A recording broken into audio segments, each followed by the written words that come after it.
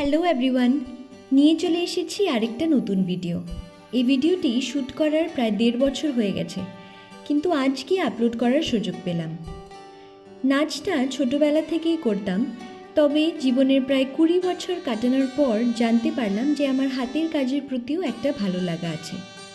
লকডাউনের দিনগুলোতে যখন প্রচুর সময় আর চারিপাশের দুঃসংবাদে মনটা ভারাক্রান্ত থাকতো, তখন সময়গুলোকে ভালো কাজে লাগাতে এবং মন ভালো রাখতে এই টুকটাক হাতের কাজগুলো শুরু করলাম। গুগল থেকে রেফারেন্স নিয়ে বানিয়েছিলাম একটা এমব্রয়ডারি হুক। জানি না কি করে, তবে আমার প্রথম কাজটাই লোকে এত পছন্দ করেছে যে আরও কিছু কাস্টমাইজড হুকস বানানোরও সুযোগ পেয়েছিলাম। তারপর যখন পরিস্থিতি আবার সাবলীল হলো, নিজের পড়াশোনা, চাকরি সব কিছুর ব্যস্ততায় আর অর্ডার নেওয়া সম্ভব হয়ে ওঠেনি। ছোটবেলা থেকে প্রচুর অনুষ্ঠান করার সৌভাগ্য আমার হয়েছে। বড় হওয়ার পরও নিজের সামান্য সৃজনশীলতা দিয়ে একটু আলাদা বা অন্যরকম কিছু করার চেষ্টা করেছি। বিয়েটা যেহেতু আমার জীবনের সবচাইতে গুরুত্বপূর্ণ ইভেন্ট, তাই ঠিক করেছিলাম বিয়েতে আর্টিস্টিক যা যা করার সুযোগ পাবো সব নিজের হাতেই করব।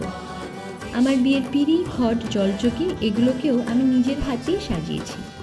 ভিডিও আপলোড করা আছে আমার চ্যানেলে, তোমরা দেখতে চাইলে দেখতে পারো। এই এমব্রয়ডারি হুকটা গেছিল মেয়ের বাড়ির তত্ত্ব হিসেবে আমার 14 মঙ্গলের দিন। বিয়ের আগে যখন বাবার বাড়িতে বসে এগুলো করতাম, তখন মনে হতো 26 বছরের স্মৃতিকে এক একটা সুতোর গাঁঠে বেঁধে নিয়ে যাচ্ছি সঙ্গে করে। আমার এই হুকটাতে আমি কাপড়ের রঙটা সাদা রাখাতে কিছু কিছু লোকেরা আপত্তি করেছিল যে বিয়েতে সাদাটা শুভ নয়, কিন্তু আমি বা আমার বর বা আমার পরিবারের লোকেদের এমন ধারণা নেই। এমন অনেক ধর্ম বা জাতি আছে যাদের বিয়েতে সাদা পরারই নিয়ম রয়েছে।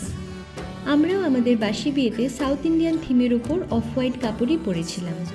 এই যুক্তির ভিত্তিতে আমার এক বান্ধবী বলেছিল, white is white because it radiates all other colours. So if you are wearing white, it means that you are reflecting all other colours. কথা বলতে বলতে আমার এই হুকটাও শেষ হয়ে গেল, আর আমার আগের বানানো হুক কটার ছবিও এখানে ট্যাগ করে দিলাম। তোমাদের কেমন লাগলো কমেন্টে জানিও।